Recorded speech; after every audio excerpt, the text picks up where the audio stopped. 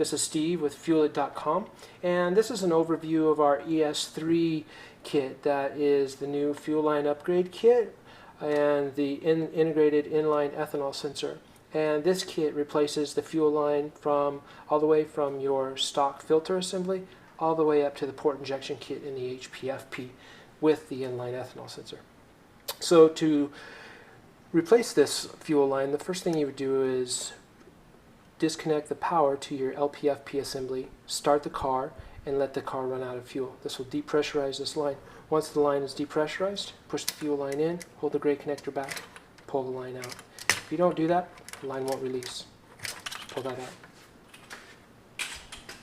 Then as we move up the stock fuel line, we get to a point that underneath the driver's feet, it changes to a flex line that goes up into the engine bay. To remove the stock 5/16 nylon fuel line from the flex line, we remove the gray clip, we push the fuel line in, we hold the blue collar all the way back, we pull the fuel line out. We'll also be replacing this line, and then of course this is the fuel line and T that comes with the CPE BMS kit, so that will be replaced as well. We'll want to again push the fuel line in, pull the blue collar back, pull the line off. Then for the connection at the LPFP sensor assembly that connects to the HPFP here, you push the two blue tabs in and then pull this connection apart, and this can be a little bit of a bugger. We've struggled with this a little bit. There we go. So once it separates like that, then this assembly comes off. We won't be reusing this assembly at all, so I'll set that aside as well.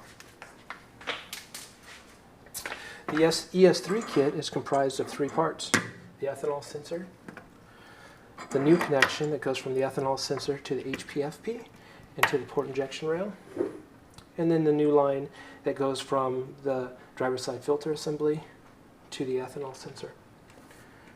So for that, we would connect to the filter assembly, run the line up to the ethanol sensor, plug into the ethanol sensor, and then of course we would run down from the engine bay into the through the tunnel by the driver's feet down to the ethanol sensor. We would plug that line in.